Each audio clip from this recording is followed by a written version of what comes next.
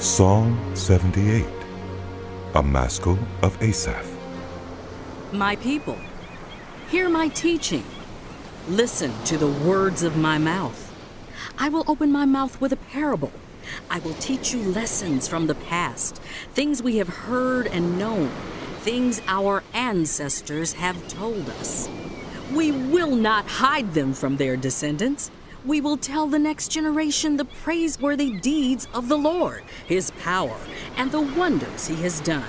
He decreed statutes for Jacob and established the law in Israel, which he commanded our ancestors to teach their children, so the next generation would know them, even the children yet to be born, and they in turn would tell their children.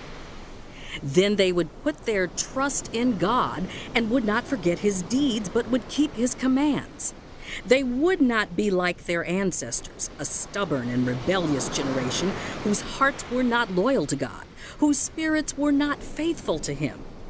The men of Ephraim, though armed with bows, turned back on the day of battle. They did not keep God's covenant and refused to live by his law. They forgot what he had done, the wonders he had shown them. He did miracles in the sight of their ancestors in the land of Egypt, in the region of Zoan. He divided the sea and led them through. He made the water stand up like a wall. He guided them with the cloud by day and with the light from the fire all night. He split the rocks in the wilderness and gave them water as abundant as the seas. He brought streams out of a rocky crag and made water flow down like rivers. But they continued to sin against him, rebelling in the wilderness against the Most High. They willfully put God to the test by demanding the food they craved. They spoke against God.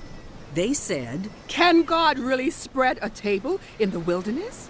True, he struck the rock and water gushed out. Streams flowed abundantly, but can he also give us bread? Can he supply meat for his people?"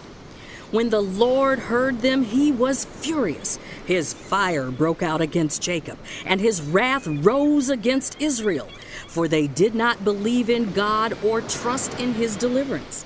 Yet he gave a command to the skies above and opened the doors of the heavens. He rained down manna for the people to eat. He gave them the grain of heaven.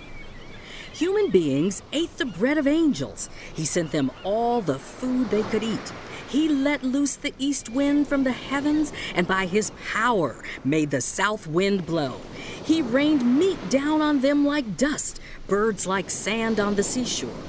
He made them come down inside their camp, all around their tents. They ate till they were gorged. He had given them what they craved. But before they turned from what they craved, even while the food was still in their mouths, God's anger rose against them. He put to death the sturdiest among them, cutting down the young men of Israel. In spite of all this, they kept on sinning. In spite of his wonders, they did not believe. So he ended their days in futility and their years in terror. Whenever God slew them, they would seek him. They eagerly turned to him again. They remembered that God was their rock, that God Most High was their Redeemer. But then they would flatter him with their mouths, lying to him with their tongues. Their hearts were not loyal to him. They were not faithful to his covenant. Yet he was merciful. He forgave their iniquities and did not destroy them. Time after time he restrained his anger and did not stir up his full wrath. He remembered that they were but flesh, a passing breeze that does not return.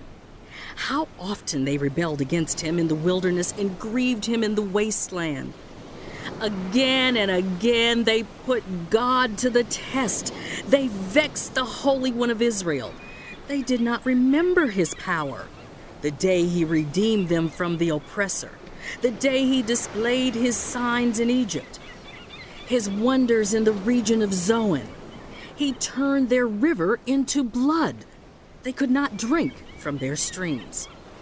He sent swarms of flies that devoured them and frogs that devastated them.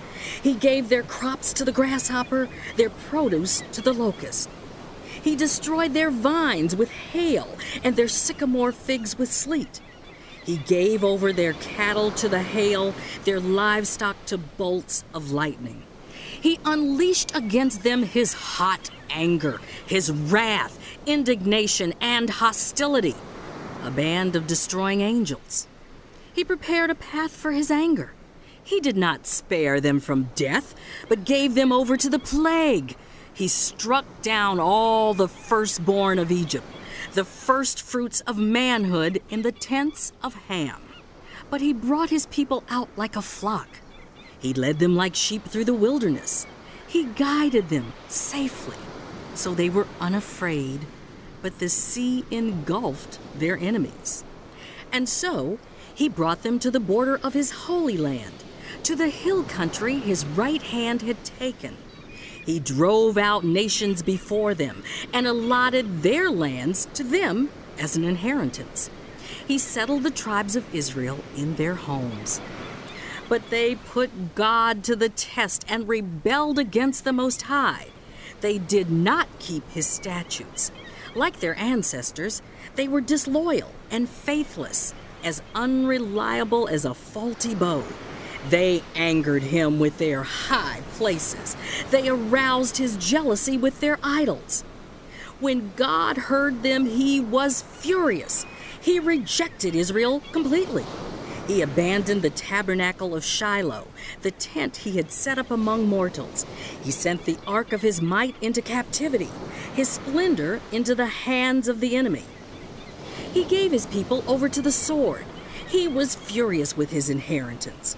Fire consumed their young men, and their young women had no wedding songs. Their priests were put to the sword, and their widows could not weep. Then the Lord awoke as from sleep, as a warrior wakes from the stupor of wine. He beat back his enemies. He put them to everlasting shame. Then he rejected the tents of Joseph.